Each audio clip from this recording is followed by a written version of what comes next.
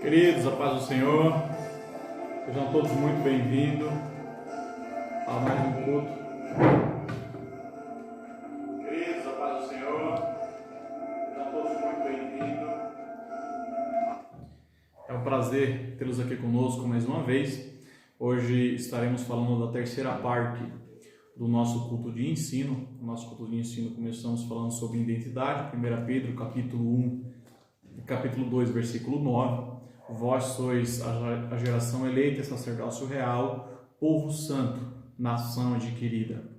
Então, hoje vamos falar do nação, povo santo, nação adquirida. Amém? Você é nosso convidado. Eu já queria te convidar a curtir, a comentar, a deixar seu pedido de oração aqui embaixo nos comentários. No final do culto pretendemos estar orando e já compartilhar. Deixe Deus usar a sua rede social para que essa palavra possa alcançar outras pessoas. Porque o que muda a vida do homem é a palavra de Deus. O que transforma, o que salva e o que verdadeiramente trará mudança para a sua vida, para a minha vida e para a vida daqueles que nós amamos é a palavra de Deus. Amém? Então, o pastor Aparecido vai estar orando, já louvando a Deus com hino. Em seguida estaremos entrando para mais um estudo do culto de ensino. Amém? Pastor, seja bem-vindo a esse estudo dessa noite, né? Deus possa abençoar a sua vida. Mas antes de orar, eu tenho um versículo aqui em Isaías 41, versículo 10, que ele diz assim: não temas, porque eu sou contigo, não te assombre, porque eu sou teu Deus, eu te sustento, eu te ajudo com a destra das minhas mãos. Que coisa boa, que versículo maravilhoso. Ele está dizendo: não tenha medo, pois eu estou com você. Não fique ansioso, Deus é o seu refúgio, é o nosso refúgio. Ele te socorre, Ele é a nossa fortaleza, Ele vai te ajudar com as tuas mãos, né? Vai segurá-lo firmemente com a sua mão direita. Olha que coisa boa. Deus é a minha e a nossa garantia de todas as coisas da nossa vida. Então, esse versículo é bastante pertinente na nossa vida, que só Deus é nossa garantia nesse momento. Alguém está passando alguma necessidade, alguma divergência na sua vida, nesse momento que estamos passando, mas o versículo está dizendo que Ele é a nossa garantia. Não temas, porque Ele é o teu Deus, Ele é a fortaleza, Ele te segura, Ele te sustenta. Mas nesse início de live, depois no final a gente vai estar orando, mas eu queria fazer um pedido especial aqui, pedido de oração para para a família da nossa líder, né? Da nossa igreja, da HPM, nossa irmã Cirlei e a sua família, carece muito das suas orações, né? Quando você for dobrar o seu joelho no dia a dia, durante a noite, hora que for dormir, hora que for levantar, ou durante o dia, né? Dobre o seu joelho e ore aí alguns segundos, alguns minutos aí para a família da nossa líder, irmã Cirlei e família. Também olhe para a nossa irmã Maria Rita e família, para a nossa irmã Maria Antônia e família, para a família do pastor Rogério. Ore também para o Marcelo e a Cíntia da nossa igreja, que precisa bastante da oração. Ore para toda a família, para a nossa igreja do Agapiama e as demais igrejas. Ore para o nosso estado, São Paulo. Ore para o nosso Brasil. Ore pelo mundo, pelo pessoal de Israel. Então, dobre seu joelho quando você puder e orem a esse Deus Todo-Poderoso para que Ele possa alcançar essas vidas com a sua misericórdia. Porque Ele é bom e e a sua misericórdia dura para sempre. Deus eterno, poderoso, nós te agradecemos, nós te louvamos, porque até aqui tem nos ajudado, Deus Todo-Poderoso. É por isso, Senhor, que ainda estamos aqui por causa da tua misericórdia. Alcance, Senhor, todas essas pessoas, aqueles que estão internados, aqueles que estão enfermos, aqueles que estão angustiados, Deus Todo-Poderoso. Abençoa no nome santo de Jesus. Pai eterno, com a tua misericórdia, Senhor, nos alcance, Senhor, alcance nosso estado, alcance nossa cidade, alcance o país, alcance o mundo, Senhor. Oh Deus, com as tuas mãos santas e nos livra desse mal. Nós te pedimos e já te agradecemos para a glória do teu santo nome. Amém e amém.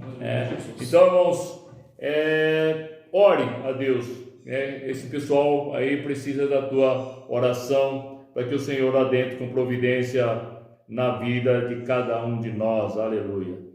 Pensando bem, que Ele não te deixe nem um minuto sequer na sua vida aí, porque Ele é Deus, aleluia. Vou aumentar o fim.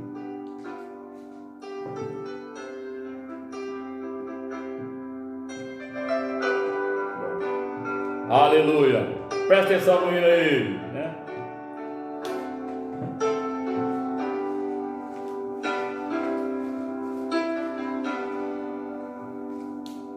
Pensando bem, só a presença de Jesus na minha vida justifica tantas coisas sem saída. É a realidade que eu não posso me afastar.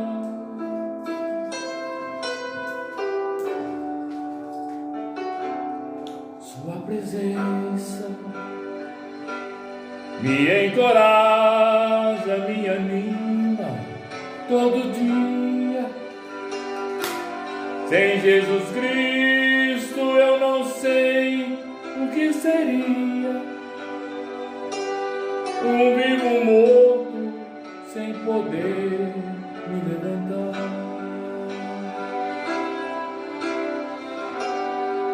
Ele não te deixa.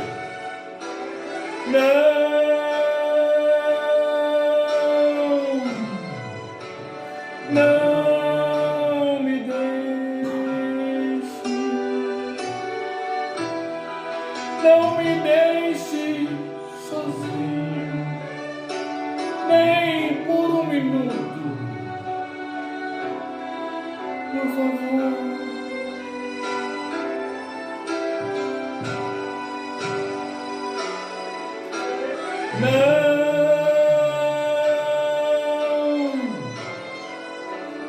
Não me deixe.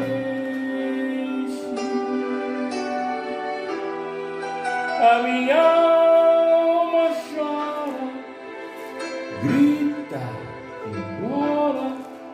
Não me deixe, Senhor.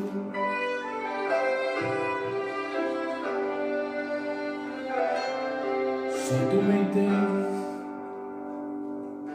Não me censuro, embora eu sei que te aborreço. Mas eu te peço, por favor, meu Deus, esqueça as muitas falhas que eu cometo contra ti.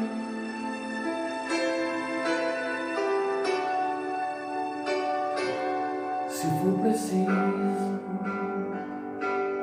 me exortar, falar comigo, estou ouvindo.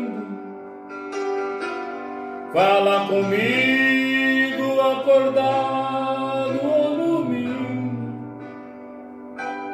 ou aqui mesmo, se quiser, quero ouvir.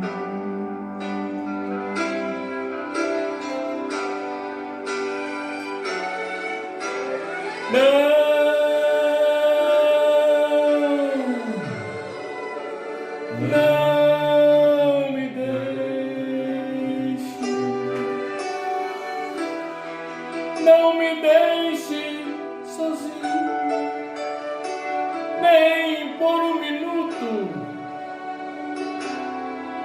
por favor.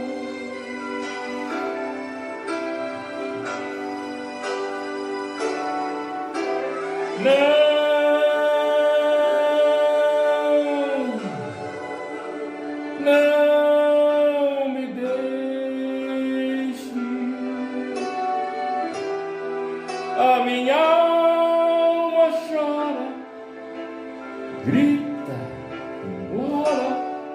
Não me deixe, Senhor. Olha que coisa boa. Estou contigo.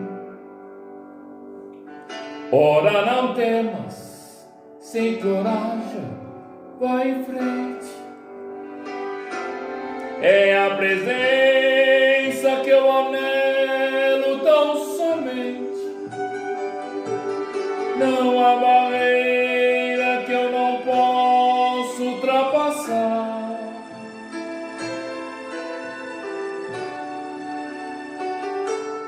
Mas se estou fraco, oh, me esconda em suas asas, bem segura. Me agasalha com teu manto de ternura. Oh, me transporta como um vento sobre o mar. Não.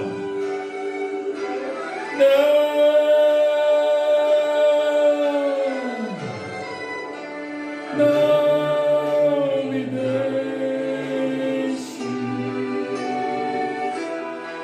não me deixe sozinho, nem por um minuto. Aleluia, Jesus. Por favor.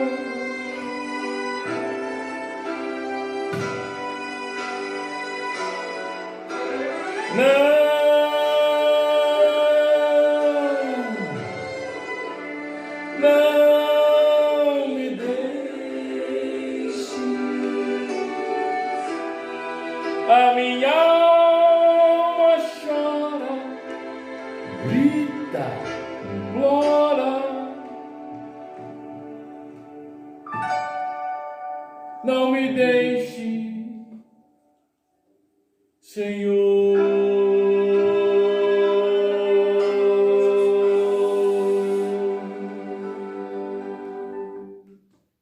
Aleluia.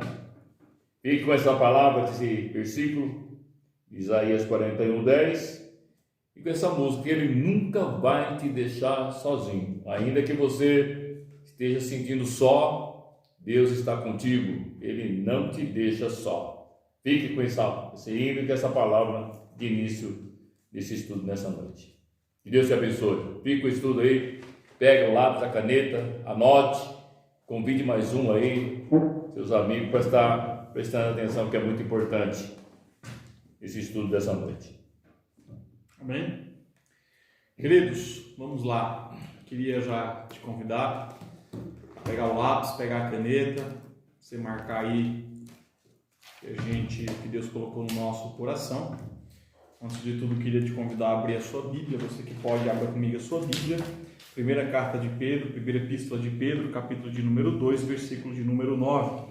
Mas vós sois a geração eleita, o sacerdócio real, a nação santa, o povo adquirido, para que anuncieis as virtudes daquele que vos chamou das trevas para a sua maravilhosa luz. Amém? No primeiro dia falamos sobre geração eleita. No segundo dia falamos sobre sacerdócio real. E hoje pretendemos falar sobre nação santa e o povo adquirido. Amém? Se você estiver nos ouvindo bem, comente aqui, se é bom o áudio, a imagem. Amém? Glorifica a Deus conosco, compartilhe, né? Compartilhe essa live para que outras pessoas possam ser alcançadas pela palavra. Amém? Deixa Deus usar aí a sua vida. Amém? Então, queridos, vamos lá. Nação santa. Deixa eu já abrir aqui o esboço bíblico para me direcionar. Vamos lá. Terceira parte, sendo a nação santa. A palavra nação, querido, aqui em grego, Etnos. Etnos arremete a gente a uma raça, uma nação. E a nação, usando essa palavra, não é nação Israel. Se refere a uma outra nação, uma nação que não seria Israel. A palavra etnos aqui seria uma raça que não seria Israel. E nação santa, a palavra santa no grego aqui é hagios. Hagios significa sagrado, fisicamente puro, moralmente irrepreensível, cerimonialmente consagrado. Em resumo, é uma nação que não descende de Abraão, né? Então, basicamente é isso que Pedro está falando, pastor. Então, é uma nação que não é descendente de Abraão e que não se limita a um país. Nação, querido, quando a Bíblia fala nação, nação é um povo que tem em comum posição geográfica e costumes. Então, nós que somos nação santa, temos em comum a posição geográfica, não, mas a posição celestial. Somos cidadãos dos céus. E os nossos costumes são comuns, porque são costumes que imitam o caminhar de Cristo Jesus. 1 Coríntios capítulo 11, Paulo fala: sede, pois, meus imitadores, como eu também sou de Cristo. Então, queridos, os nossos costumes, independente da sua região onde você more, independentemente de onde você nasceu, independentemente da educação que os seus pais te deram, independentemente da formação escolar que você teve, você depois de aceitar Jesus como o único e verdadeiro Salvador, os teus costumes, os teus hábitos, o teu modo de viver precisa imitar a Cristo. E essa imitação ao exemplo de Cristo nos assemelha em costume. Por isso, somos uma nação e uma nação santa. Amém? Então, antes de eu falar do povo adquirido, eu quero me ater à questão da nação santa, em especial ao termo santo. A origem de onde nascemos como nação é preciso também ser explicada, querido, para que você entenda. Então, aonde é que nós nascemos como nação? Aonde é que nós aparecemos como nação? Eu não sou descendente de Abraão, pastor. O senhor também não é descendente de Abraão, ou é? Não, né? Então, glória a Deus. Então, como não somos descendentes de Abraão, nós fomos feitos povo de Deus, nação de Deus, através da pessoa de Jesus Cristo. E em 1 João, não, perdão, irmão, mas no Evangelho de João, capítulo 1, versículo 11 e 13, o texto diz: e veio para o que era seu, e os seus não o receberam, isto é, veio para os judeus, veio para os hebreus, veio para a descendência de Abraão física, mas esses não o receberam. Mas a todos quanto o receberam, deu-lhes o poder de serem feitos filhos de Deus, aos que creem no seu nome, as quais não nasceram de sangue, nem da vontade do homem, mas de Deus. Aleluia. Então, queridos, somos feitos filhos de Deus pela fé em Jesus Cristo. Então, isso é o que nos caracteriza como nação santa, como nação, como povo. Amém? Paulo menciona em Isaías 65, o texto diz: foi buscado dos que não perguntavam por mim, fui achado daqueles que não me buscavam. A nação que se chamava do meu nome, a nação que não se chamava do meu nome, eu disse: eis-me aqui, eis-me aqui. Então, Israel significa príncipe de Deus e recebe o nome de Deus e tem o nome de Deus. Quando olhamos para o termo Israel, o termo arremete ao nome de Deus. Mas quando olhamos para a nação Brasil, não há referência teológica que nos arremeta ao Brasil. E a origem do termo Brasil vem do pau-brasil. Mas nós, que não temos no nome da nossa nação o nome de Deus, recebemos dele a resposta. eis-me aqui. Então Deus nos responde, eis-me aqui. Deus nos mostra acessibilidade à sua presença. Então Deus está acessível para mim, Deus está acessível para você. Então, na vinda de Jesus, fomos feitos nação santa.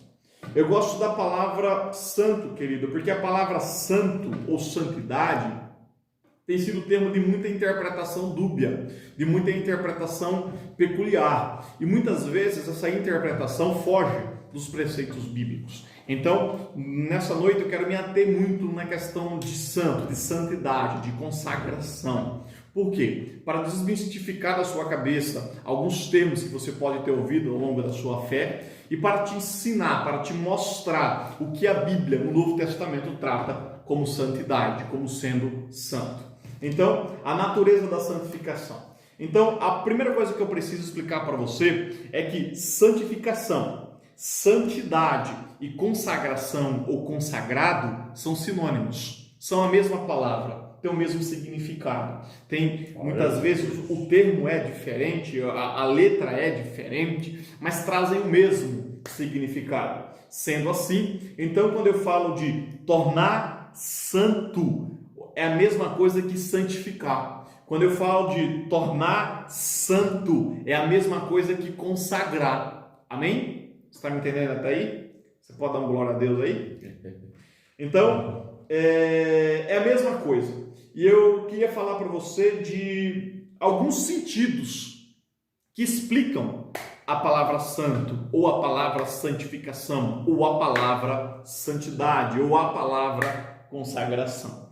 O primeiro termo que eu queria trazer para você é o termo de separação. A palavra santidade, ela é um termo muito ligado primordialmente à palavra separação. Então, santificar é o mesmo que separar, é o mesmo que deixar de lado, é o mesmo que tirar daquilo, do meio daquilo que é comum. Então, um objeto ou uma pessoa que é consagrada, ela é uma pessoa que sai do meio, no nosso caso, do meio do pecado. Amém? Vai falando que eu vejo aqui. O quê? Tá desfocando a imagem. Vai falar. Tá desfocando a imagem, irmãos, aí?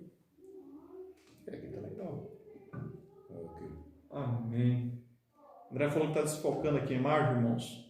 Mas fica com nós aí, irmão. Vai embora não, no nome de Jesus. Não, pode falando que você tá. Vai dando glória a Deus aí. Então, querido, o termo separação, basicamente, significa o que é santidade. Então, é separar. Para quê? Para atender uma especificação. Amém? Eu acho que é porque tem duas pessoas, André. Ele fica tentando focar ou em um e outro. Não, tranquilo. Não, mas tá atrapalhando? Amém. Vai assim mesmo, no nome de Jesus, irmão. O importante é a palavra. Glória a Deus. Então, querido, dos sentidos para a palavra santificação é separação. A segunda palavra, o segundo termo, ou o segundo significado da palavra santo seria dedicação. Então, separação e dedicação são os dois termos básicos que definem a palavra santo. Então, é separar para dedicar. Eu gosto muito dessa tradução, porque fala assim, santificação tem o propósito de separar de X para dedicar a Y. Quando olhamos para o nosso exemplo, separar é tirar o homem do pecado para se dedicar à comunhão com Deus e ao serviço através de Cristo Jesus. Então, quando a Bíblia traz o termo santificação, originalmente está falando de separar de algo, separar do meio do pecado, separar de uma vida profana, separar de uma vida ordinária para servir a Deus de forma extraordinária, para servir a Deus de forma dedicada. Então, sou separado daquilo que me afasta da presença de Deus para servi-lo da maneira que o agrada. Então, querido, separação, dedicação. O terceiro termo é purificação. Amém? Purificação. Em síntese, a santidade é separação e dedicação. Mas o caráter de Deus age sobre aquilo que é consagrado. Então, o homem ou a mulher que são consagrados a Deus, naturalmente, eles mostram o caráter de Deus através da sua vida. Eles revelam a presença de Deus através da sua vida. Eles demonstram a glória de Deus através da sua vida. Então, o caráter santo de Deus age através da pessoa. Então, é necessário que aquilo que a gente consagra a Deus passe por um processo de limpeza, passe por um processo de ser limpo. Mas não que a santidade originalmente traga o termo limpeza, mas as palavras santidade, no termo grego, hagios, é muito mais separação e dedicação. Mas tudo que é dedicado a Deus precisa passar por um processo de limpeza. Amém? Você está me entendendo até aí? Eu queria ler um texto com você para falar sobre esse negócio da purificação. Amém? 1 Tessalonicenses capítulo 5, versículo 23, o termo diz, a Bíblia diz, é separação e dedicação e não simples limpeza. 1 Tessalonicenses capítulo 5, versículo 23, e o mesmo Deus de paz vos santifique em tudo, e todo o vosso espírito e alma e corpo sejam plenamente conservados, irrepreensíveis para a vinda de Cristo. Esse irrepreensíveis pode ser traduzido como sem mancha, imaculado, puro. Amém? Então, querido, o que é separado, o que é santificado a Deus, passa por um processo de limpeza. Outra coisa, outro termo que é muito aplicado quando a gente fala de santo, muito explicado, é o termo consagração. O sentido aqui é viver uma vida santa e justa. Irmão, mas tem diferença de santidade, de uma vida santa para uma vida justa? Sem a menor sombra de dúvida. Isso porque quando eu falo de viver uma vida santa, é uma vida separada e dedicada ao serviço de Deus. Quando eu falo de uma pessoa que tem uma vida justa, é uma pessoa que ela tem um alinhamento muito grande com as leis bíblicas, com os mandamentos bíblicos. Mas não tem como ser santo se você não obedece a Bíblia. A gente vai falar sobre isso daqui a pouco. Mas é o seguinte, como é que funciona basicamente? Existem pessoas, e a gente vai perceber isso quando a gente estiver tratando mais na frente de santidade, que quando aceita Jesus como único e verdadeiro Salvador, ele passa por um processo de santificação junto com a justificação. Mas ela, por algum motivo, não anda muito bem nos caminhos do Senhor. Mas quando eu olho para a palavra consagração, me traz a ideia de uma pessoa que foi santificada pela presença do Espírito e precisa viver uma vida justa. Uma vida consagrada é como se fosse uma vida caminhando debaixo dos mandamentos do Senhor. Em 1 João, epístola de 1 João, capítulo 3, versículo 3 e 5, a Bíblia diz, e qualquer que nele tem esta esperança, que esperança da salvação, esperança do versículo anterior, versículo 2, purifica-se a si mesmo. Olha de novo a palavra purificação aparecendo. Então, purifica-se a si mesmo, é um processo que eu purifico a mim mesmo, que eu busco ser limpo, que eu busco andar de maneira imaculada, que eu busco a caminhar de maneira justa.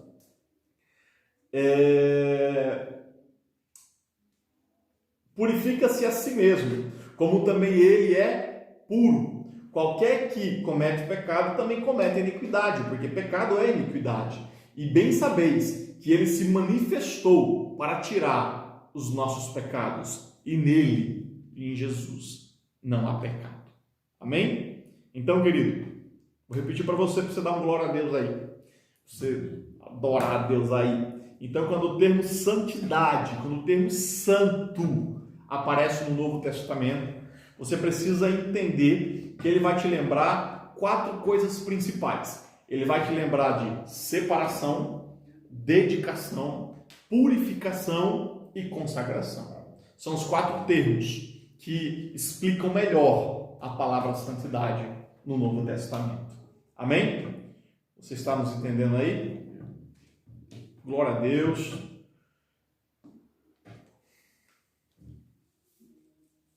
Deixa eu ver. Querido, vai comentando aí, vai dando glória a Deus aí. Aleluia. Eu queria falar para você também, aproveitando que a gente está falando do termo de santidade, sobre o tempo da santificação. Em que momento a santificação acontece? A santificação ela acontece em dois momentos, se assim eu posso chamar, em dois instantes, em dois pontos, né? A santificação ela é posicional e instantânea, que é o primeiro momento, e no segundo momento ela é prática e progressiva.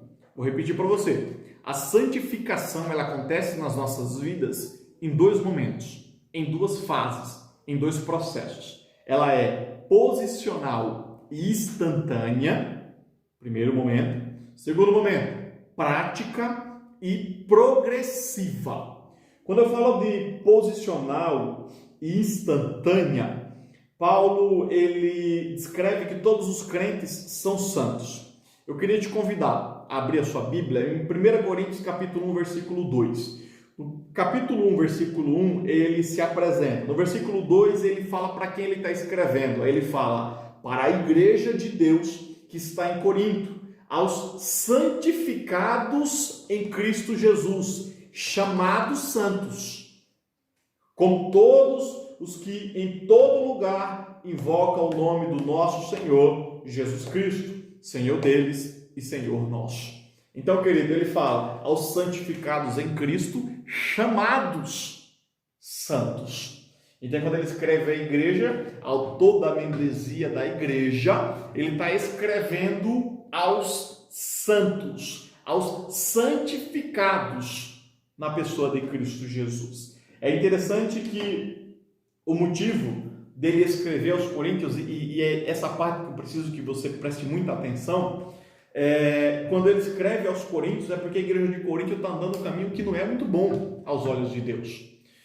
Coríntio ele está andando um caminho que é muito perigoso. Coríntios está passando por um momento de divisão, um momento de muita dificuldade, um momento de muito problema, um momento de muito questionamento, um problema que de certa forma incomoda e fere os princípios bíblicos. Perceba que quando ele escreve o capítulo 3, ele fala: e eu, irmão, não vos pude falar como a espirituais, mas como a carnais, como a meninos em Cristo. Então, o negócio foi duro. Então, quando Paulo escreve isso, Paulo está dizendo assim: a vossa conduta não condiz com o chamado de Deus na vida de vocês, não condiz com o posicionamento que Deus vos deu. E é por isso que esse momento de santidade, ele é posicional e instantâneo. Porque quando você levanta a mão e aceita Jesus como único e verdadeiro Salvador na sua vida, você entrega a sua vida a Ele e automaticamente, quando ele entra na tua vida, quando ele trabalha na tua vida, você participa por um processo de justificação, isto é, todos os seus pecados são perdoados diante de Deus através da pessoa de Jesus Cristo. E esse processo de justificação traz instantaneamente a santidade até a tua vida. Então você é chamado santo naquele momento. Por quê? Porque todos os seus pecados são perdoados, porque todas as suas culpas são tiradas, porque toda a condenação que há contra a tua vida, ela é removida. E você é santificado através de aceitar Jesus como único e verdadeiro Salvador. Mas presta muita atenção, isso é posicional. Então ele te chama a uma posição santa, ele te chama a uma posição de santidade, ele te convida a viver uma vida de santidade. Por isso que Paulo fala, chamados santos, santificados em Cristo Jesus. Então você é chamado santo. Eu tenho chamado de santidade, o pastor tem chamado, ele é chamado, vocacionado a viver de maneira santa. Isso acontece posicionalmente, porque o Senhor Jesus nos dá essa posição, isso acontece instantaneamente nas nossas vidas. Amém? Você pode dar um glória a Deus aí? Aleluia. A irmã Zeclete já colocou, perdeu a oportunidade da glória. Aleluia. Então, querido, ela repito, quais qual é o tempo da santidade na minha vida? Primeiro tempo, posicional e instantânea. Segundo tempo, prática e progressiva. Todos os crentes são separados e dedicados a Deus através de Cristo. E essa separação exige uma responsabilidade, pastor. Responsabilidade minha, responsabilidade do pastor, responsabilidade dos crentes, responsabilidade do diácono, do presbítero, do evangelista, responsabilidade dos membros, responsabilidade da congregação como um todo em viver de maneira justa, em viver de maneira santa, em viver de maneira que agrada e que segue os preceitos bíblicos. Por isso, prática e progressiva. Então a santidade precisa ser exercida pela nossa vida. A santidade precisa ser exercida pelo nosso caminhar na presença de Jesus. Então, querido, a santificação é progressiva. Eu queria ler alguns textos com você. Hebreus 12:14. O texto diz: segui a paz com todos. Esse texto é muito conhecido, né? Segui a paz com todos. E a santificação. Se você tirar o termo paz com todos, ele está falando assim: seguir a santificação. Então, a santificação precisa ser seguida. A santificação precisa ser um caminho a ser percorrido. A santificação, então, nessa situação, ela é prática, porque ela precisa ser exercida por você, precisa ser exercida por mim, e ela é progressiva. Amém? Tá tudo certo aí, irmão? Você pode dar glória a Deus aí, né? Tem outro texto. Paulo trata a progressão da santidade em 2 Coríntios capítulo 7, versículo 1. O texto diz: ora, amados, pois que temos tais promessas, purifiquemo-nos de toda a imundícia da carne e do espírito, aperfeiçoando a santificação no temor de Deus. Amém? Então, querido, olha que coisa linda, ele está falando assim, então a gente precisa purificar a nossa vida de toda imundícia, de todo pecado, de toda concupiscência e aperfeiçoar a nossa santificação. Então, a santidade na minha vida, a santidade na tua vida, ela ocorreu em dois momentos. Ela foi instantânea e posicional, isto é, no momento que eu entreguei a minha vida para Jesus, eu fui chamado à posição de santidade, e ela é prática e progressiva. Então ela precisa ser exercida por você e ela precisa avançar, ela precisa progredir na tua vida. Amém? Amém, Jesus. Aleluia. Você está entendendo aí, irmão? Aleluia, Jesus.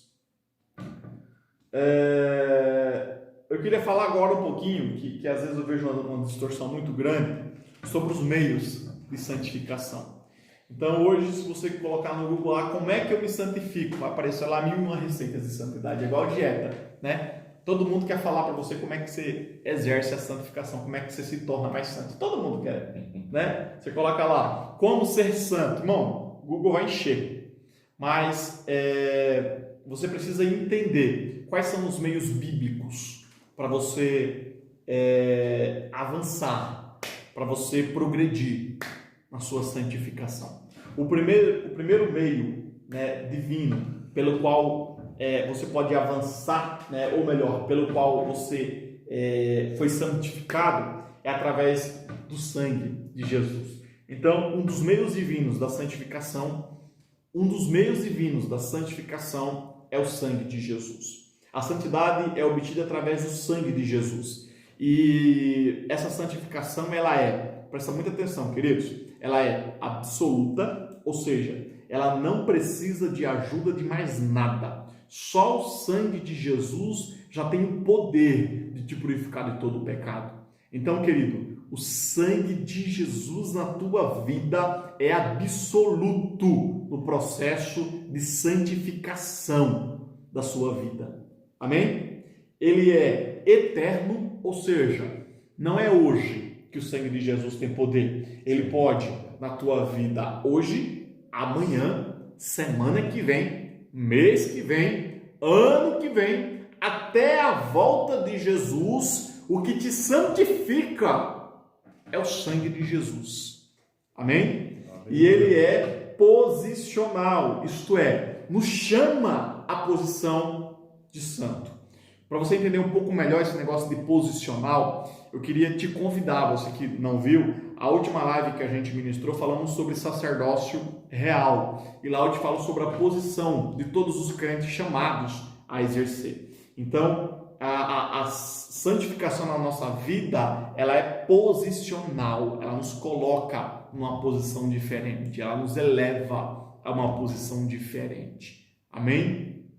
Em Hebreus capítulo 10, versículo 14, o texto diz: porque com uma só oblação aperfeiçoou para sempre os que são santificados. Aleluia. Então, com um só sacrifício, para sempre, a nossa santificação foi aperfeiçoada. Hebreus 13, 12. E por isso também Jesus, para santificar o povo, pelo seu próprio sangue, padeceu fora da porta. 1 João capítulo 1, versículo 7. Mas, se andarmos na luz, como ele na luz está, temos comunhão uns com os outros. E o sangue de Jesus Cristo, seu Filho, nos purifica de todo pecado.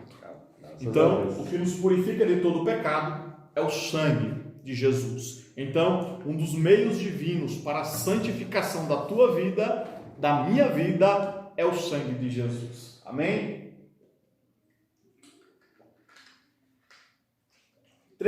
Segundo meio. Existem 3 meios divinos para a santificação. Amém? Então, o primeiro é o sangue de Jesus. O segundo é o Espírito Santo. E o terceiro é a palavra de Deus. Então, o segundo, Espírito Santo. Quando eu falo do Espírito Santo, eu estou falando de uma santificação interna, uma santificação dentro. O Espírito Santo é o agente da santificação na nossa vida, nos conduzindo ao conhecimento da justificação e ao arrependimento, reconhecendo no sangue de Jesus a salvação, a cura, reconhecendo no sangue de Jesus a purificação dos nossos pecados. Paulo escreve em 1 Coríntios capítulo 6, versículo 11, e é que alguns têm tido, mas haveis sido lavados, mas haveis sido santificados, mas haveis sido justificado é o nome do Senhor pelo Espírito do nosso Deus. Então, o agente da purificação, o agente da santificação na tua vida tem nome, e é Espírito Santo de Deus. Romanos capítulo 15, versículo 16, Paulo fala: que seja ministro de Jesus Cristo para os gentios, ministrando o evangelho de Deus, para que seja agradável a oferta dos gentios. Quem é os gentios? Os não hebreus, os não judeus. Nós somos tidos para os judeus como gentios, para que seja agradável a oferta dos gentios, santificada pelo Espírito Santo. Então, é o Espírito Santo que santifica a minha vida e a sua vida. A nossa oferta a Deus é santificada pelo Espírito. Eu gosto muito de um texto também, querido, que se encontra em Atos capítulo 10. A Bíblia fala que Pedro, andando, ele foi conduzido pelo Espírito Santo à casa de um irmãozinho chamado Cornélio. E esse Cornélio, ele não era judeu, mas ele era um homem que era piedoso nos seus caminhos, era um homem que tinha um parecer justo, E o Espírito Santo conduz Pedro até a casa de Cornélio, porque em visão Cornélio mandava buscar Pedro. Então, quando os soldados chegaram na casa de Pedro, Pedro já sabia que o Senhor o conduzia até lá. Então ele vai, e a Bíblia fala que ele orando em um certo momento, descia do céu um pano segurado pelas pontas, com todo tipo de animais impuros. Quando você vai lá para Levíticos, existe uma lista de animais impuros para os judeus. E quando descia aquele lençol do céu na frente de Pedro, a voz de Deus gritava lá do alto, dizendo: mata e come. Aí Pedro falava assim: nunca, jamais eu vou comer algo que é impuro. Aí Deus falava: não chame de impuro o que Deus purificou, o que o Espírito purificou. Atos 10, 14 e 15, mas Pedro disse: de modo nenhum, Senhor, porque nunca comi coisa imunda. E segunda vez lhe disse a voz: não faça tu comum o que Deus purificou. Ai, glória a Deus. Então, querido, ele entende que Deus falava acerca de Cornélio. Então ele ministra a palavra a Cornélio. Cornélio acredita na palavra de Deus. Ele é batizado nas águas e ele é batizado com o Espírito Santo de Deus. Amém? E o fato de Deus batizar ele com o Espírito Santo de Deus mostra para toda a igreja de judeus, para toda a igreja de Jerusalém, que o Espírito Santo de Deus nos santifica. Amém? Você pode dar uma glória a Deus aí? Então, meios divinos de santificação. O primeiro deles é o sangue de Cristo. O segundo deles é o Espírito de Deus. E o terceiro deles é a palavra de Deus. Amém? Então, a palavra de Deus. Palavra de Deus, quando eu falo que a palavra de Deus santifica, eu estou falando de uma santificação externa e prática. De uma santificação de fora e prática. Amém? A palavra santifica nossas condutas, rege a nossa vida. Eu quero te convidar a uns textos, irmãos. Eu vou ministrando, eu vou falando os textos bíblicos. Eu queria que você fosse anotando, para que depois o Espírito Santo de Deus fosse ligando isso na tua vida e que você entendesse que o que o Espírito Santo de Deus está falando sobre santidade. Então, o primeiro texto se encontra em João, capítulo 13, versículo 8 e 10. A palavra diz: E disse-lhe Pedro: Nunca me lavarás os pés. Respondeu Jesus: Se não te lavar, não tem parte comigo. Disse-lhe Simão Pedro: Senhor, não só os pés, mas também as mãos e a cabeça. Disse-lhe Jesus: Aquele que está lavado não necessita de se lavar, senão os pés, pois tudo lhe está limpo. Ora, vós estáis limpos, mas não todos. Quando ele fala não todos, ele se refere a Judas. Eu gosto dessa passagem, queridos, porque os irmãos aqui estão tudo querendo saber quem que ia ser o maior no reino de Deus, né? Quem que vai ser grande? Não, pastor, você vai sentar onde, né? Onde é que eu vou sentar? Deus, brincadeira. Eu quero saber onde é que eu vou sentar, Jesus. E aí, qual que vai ser a minha posição no reino de Deus? A Bíblia fala que Jesus pega a toalha, coloca no teu ombro, enche a bacinha de água e começa a lavar os pés dos discípulos. Querido, aquilo destrói o coração dos discípulos, aquilo acaba com os discípulos por dentro, porque eles estão acostumados com o sistema de governo humano, e no sistema de governo humano, no sistema político humano, presta atenção, não estou me referindo apenas à democracia, eu estou falando a todo tipo de governo humano, no sistema humano de gestão, no sistema humano de governo de pessoas, né, de governo de nações. O governante se beneficia do trabalho dos pequenos, né?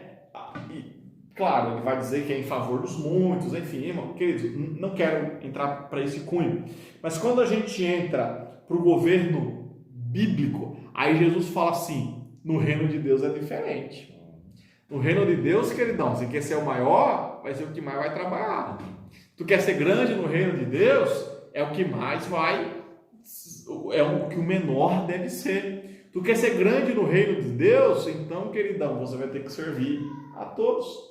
E eu acho que é uma visão que nós, querido, principalmente nós pregadores, principalmente nós professores, principalmente nós obreiros, precisamos entender que nós, como pregadores da palavra, que nós, como anunciantes do evangelho, servimos a mesa da noiva. Então, o que trazemos para a igreja é o alimento puro que o Senhor nos confiou. E isso não me torna maior do que eles, mas eu me torno servo de todos.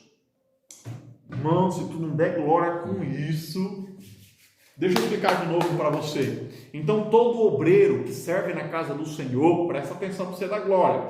Todo líder que serve na obra de Deus, todo pregador, todo professor, todo ministro do evangelho, ele não se torna grande pelo fato de pregar o evangelho, mas ele se torna servo de todos. Por quê? Porque ele serve a noiva do Cordeiro. E, querido, presta atenção, não existe maior honra do que servir a noiva do Cordeiro. Eu gosto do que o João Batista falava. Chegou a hora que os discípulos correndo ali, né, vendo que a fama de Jesus crescia e ele tomava proporções maiores do que a de João Batista. Aí eles vão até João Batista e falam assim: irmão, Jesus lá tá mais famoso que você, o pessoal lá tá batizando mais gente que você, João. Aí João fala assim: rapaz, importa que ele cresça e que eu diminua, porque eu sou o amigo da noiva, mas ele é o noivo. Ai, irmão, se tu não der glória num negócio desse.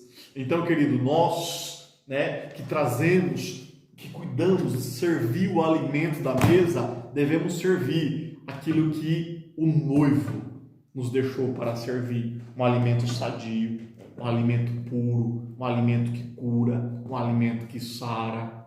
Amém? Você pode glorificar a Deus por isso? Então a palavra de Deus nos santifica. João capítulo 17, versículo 17, o texto fala: santifica-nos na tua verdade. A tua palavra é a verdade. Então, santifica-nos aonde? Através da tua verdade. E onde é que está a verdade de Jesus? Na Bíblia. A palavra de Deus é a verdade. Vou repetir para você da glória. A palavra de Deus é a verdade que você precisa ouvir. A palavra de Deus é a verdade que deve reger a tua vida. A palavra de Deus é a verdade que deve reger o teu ministério. A palavra de Deus é a verdade que deve reger a tua família. A palavra de Deus é a verdade que deve reger os teus negócios. A palavra de Deus é a verdade que deve reger a tua conduta. A palavra de Deus é a verdade que deve reger toda a tua existência. Amém? E é ela que te santifica, porque quando tu anda no caminho dela, você se torna irrepreensível. Por quê? Porque ela te santifica de todo o pecado. 1 Pedro, capítulo 1, versículo 22 e 23. Purificando as vossas almas pelo Espírito na obediência à verdade. O que é a verdade? A palavra de Deus. Então, purificando as vossas almas pelo Espírito na obediência da verdade, que é a palavra de Deus, para amor fraternal, não fingido, amai-vos ardentemente uns aos outros com o coração puro, sendo de novo gerado, não da semente corruptível, mas da incorruptível. Por quem? Pela palavra de Deus, viva, que permanece para todo sempre. Amém. Aleluia. Então, querido, vou repetir para você dá glória a Deus de novo aí. Então, os meios divinos para a santificação na minha e na tua vida. Primeiro meio, o sangue de Cristo. Segundo meio, o Espírito Santo. Terceiro meio, a palavra de Deus. Amém? Então, era isso que eu precisava trazer sobre santificação. Eu queria trazer para vocês um pouquinho sobre os conceitos errados de santificação, as doutrinas erradas acerca da santificação, mas não ia dar tempo. Mas se tu souber o que é certo na santificação, certamente tu vai saber o que também é errado. Então tudo aquilo que não for bíblico é antibíblico, amém? Então, querido, quando eu falo, vou repetir para você, quando eu falo, a palavra aparece como santo no Novo Testamento, basicamente ela vai ter que trazer na sua memória o termo separação, dedicação, purificação e consagração, amém? Então, alguém santo diante de Deus é alguém que foi separado. É alguém que foi dedicado, separado de uma vida de pecado, dedicado a uma vida de adoração e comunhão com Deus, alguém que foi limpo das suas práticas pecaminosas e alguém que é consagrado a andar no caminho de justiça. Essa é o melhor resumo bíblico que você pode receber sobre o termo santo. Então você, somos uma nação santa. Somos uma nação separada, uma nação dedicada, uma nação que é limpa e uma nação que se consagra a andar no caminho de justiça. Amém? O segundo termo fala povo adquirido. Quando a Bíblia usa o termo povo, ela basicamente está falando a mesma situação que a outra, mas ela está se referindo a adquirido. A palavra adquirir aqui vem de resgatar, de pagar um preço por, de comprar. Então fomos comprados, se assim a gente pode dizer. É que o termo comprar é muito pejorativo para a nossa cultura do Ocidente. Então a gente vê o termo, parece que fica estranho, mas dentro da cultura oriental, dentro da cultura judaica, o comprar significa retirar com o propósito de preservar. Então quando a Bíblia fala de aquisição, que a gente foi adquirido, é como se Deus nos tirasse do meio de alguma coisa com o propósito de nos preservar, de nos guardar, de nos livrar. Amém? Então, querido, qual é o preço que o Senhor pagou? A gente está falando isso desde o começo dessa série de mensagens. A gente está falando do preço que foi pago. Qual é o preço que custa a minha vida, que custou a sua vida? Qual que é o preço que vale uma alma? Qual que é o preço, querido? Quando alguém reconhece Jesus como o único e verdadeiro Salvador e entende que Ele é a única maneira de se viver na face da terra. Qual que é o preço disso? Em Salmo 49, versículos 6 e 8, fala: aqueles que confiam na sua fazenda, se gloriam na multidão de suas riquezas, nenhum deles, de modo algum, pode remir o seu irmão ou dar a Deus o resgate dele. Então, querido, ainda que você seja possuidor de todo o ouro e toda a prata do mundo, você não tem poder de comprar a alma. Você não tem poder de salvar a vida de alguém. Você não tem poder de dar a ele a vida eterna. Você não tem poder de dar a ele a ressurreição. Isso o ouro e a prata não compra. Isso o ouro e a prata não dá. Isso nem todo tesouro humano pode dar, pode comprar, pode conquistar. Amém? Segundo, Paulo nos informa que foi pago por nós um bom preço. Ele usa esse termo, bom preço. 1 Coríntios capítulo 6, versículo 20, porque fostes comprado por um bom preço. Glorificai, pois, a Deus no vosso corpo e no vosso espírito, a quais pertencem a Ele. Então, querido, Paulo é fora da curva, né? Então, é por isso que Paulo fala, porque a vida que eu vivo, não vivo mais eu, mas Cristo vive em mim. Por quê? Porque a minha alma e o meu corpo são dele, pertencem a ele, pertencem a ele. Amém? Pedro nos fala da quantidade desse resgate, então falou que foi um preço muito alto, e Pedro fala do valor. Pedro fala, 1 Pedro capítulo 1, versículo 18 e 19, o texto fala: sabendo que não foi com coisas corruptíveis. O que é corruptível? É aquilo que perde o valor, é aquilo que perde a sua essência, é aquilo que estraga. É aquilo que por algum motivo passa por um processo de decomposição. É aquilo que não mantém o seu valor ao longo do tempo. E o interessante é que ele chama de corruptível o ouro e a prata, que ele fala que não fosse comprado com coisas corruptíveis, como prata e ouro. Olha que coisa interessante. Então, para Pedro, olha que visão bíblica linda, queridos. Então, para Pedro, o ouro e a prata são coisas corruptíveis. São coisas que perderão o valor, são coisas que não terão o sentido nenhum. E a gente não foi comprado com isso. Isso não daria para comprar a minha vida. Isso não daria para resgatar você, querido. Isso não daria para salvar a sua história. Isso não daria para mudar a sua existência. Mas a gente foi resgatado. Essa é a palavra, resgatado. A gente foi resgatado da vã maneira de viver que por tradição recebemos dos nossos pais, mas com o precioso sangue de Jesus o Cristo, como Cordeiro imaculado e incontaminado. Eu queria ler mais um texto. O texto fala o seguinte, 1 Pedro capítulo 2, versículo 24. Levando ele mesmo no seu corpo os nossos pecados sobre o madeiro, para que, mortos para o pecado, pudéssemos viver para a justiça. E pelas suas feridas fosse sarados, porque ereis como ovelhas desgarradas, mas agora tendes voltado ao pastor e bispo da vossa alma, que é Jesus. Nem? Então, irmãos, houve um preço que foi pago pela tua vida, pela minha vida, pela nossa vida.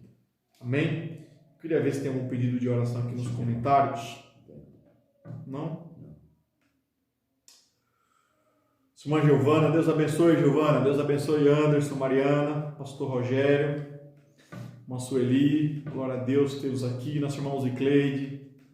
O Wellington, meu amigo, que trabalha. O Wellington. Presbítero, estou de olho em você. Nosso irmão Beli, nossa família, nosso irmão Wellington. A filhinha dele está linda, está grande. Irmão. Nossa irmã Raquel. Nossa irmã Raquel.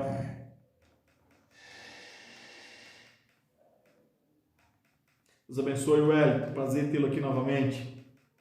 Irmã Célia. Irmã Célia. Saudade, irmã Célia. Deus abençoe. Nossa irmã Cirlei. Sério, se passar essa pandemia, vai vir à sua casa aí comer bolo, hein? Aleluia. Brincadeira, irmã Célia. Mas nem como você mesmo. Nossa irmã Valdirene. Deus abençoe, irmã Valdirene. Sueli, nossa irmã Miriam. Amém? Você que passou por aqui, mas não deixou nenhum comentário, deixa, irmão, para a gente falar o teu nome aí, né? Estamos em um culto. Amém? Tem algum pedido de oração aí, André, nos comentários? Não, né? Então, amém. Então, não houve um pedido de oração. Tem um irmão que está pedindo uma oração que colocou na thumb da foto do anúncio. Ah, tá. Então, vamos orar também pela vida do irmão. Ele pede oração constante pela sua família. E, queridos, a nossa família precisa de oração. Temos um hábito na HP Ama e costumamos dizer quem precisa de oração. E nós costumamos responder eu e a minha casa. Eu e a minha casa. Eu e a minha casa precisa de oração. Eu tenho certeza que você e a sua casa precisam de oração. Senhor, nós te louvamos, te glorificamos por mais essa oportunidade. Aleluia. Senhor, como é bom falar do teu nome, como é bom Obrigado, falar da Deus. tua palavra. Jesus, como é bom falar que tu és Tu é poderoso, bom. que tu és Senhor sobre as nossas Misericórdia vidas. dura para Senhor, eu quero te pedir, Senhor. Senhor, em nome de Jesus, Abençoa. abençoa, meu Deus. Senhor, trabalha, Tem. Senhor, socorre, meu Deus. Vai, meu Deus, Entra até a com casa da nossa irmã providência. Sirlei. Opera, papai, na vida da família Entra com da tua providência, serva, meu Senhor. Deus. Senhor, honra a fé, a esperança Faça isso. e a oração da tua serva. Alcança os dela, Meu os Deus. da família dela, Senhor. Não permita, Sim. Jesus. Repreende, meu Deus, todo mal. Repreende, meu Deus, Jesus amado. tudo aquilo, meu Deus, que tenta tirar a paz. Que haja Sim. cura, Senhor, que haja salvação, que haja restauração. Aleluia. Nós lhe pedimos em nome de Jesus. Senhor, abençoe aqueles que nos ouvem, aqueles que nos acompanham, Jesus. Senhor. Senhor, abençoe a cada um dos irmãos que participaram conosco desse culto. Que o Senhor possa abençoar a vida deles. Senhor, é o que eu lhe peço, em nome de Jesus. Amém. Convido você para estar na nossa igreja domingo, né? Temos o culto presencial ali, início às 18 horas, e esse será o culto da nossa Jubrac. Você é nosso convidado para estar ali, munido de Presbítero Elias. munido de Aleluia. máscara, É isso mesmo. álcool gel. A igreja está preparada para fazer a sua leitura também em temperatura. Então você é nosso convidado para estar ali no culto da Jubrac, domingo às 18 horas. Então, domingo, culto da Jubrac às 18 horas. Vai ser um culto presencial, você é nosso convidado. E na próxima terça-feira será o último dia dessa série de mensagens. Amém? Esse versículo aí. Então, começamos isso aqui já há 3 dias. Hoje foi a terceira mensagem da série. E na próxima terça-feira, queridos, às 21 horas, falaremos para que anuncieis as virtudes daquele que vos chamou das trevas para a sua maravilhosa luz. Bom. Então, para que você foi chamado? Qual é o propósito de Deus na tua vida? Analise aí. Para que Deus te chamou? Então, na próxima terça-feira, às 21 horas, estaremos aqui. Amém? Uma pergunta bastante importante, já que vou falar de santificação nessa noite, eu pediria para você, né? Às vezes o forte reclama do fraco, né? A gente vê muitos temas nesse sentido, né? A pessoa que é forte, ele reclama do fraco, porque o fraco é isso, o fraco é aquilo, mas a Bíblia manda que o forte que come carne, né, ajude aquele que come legume, né?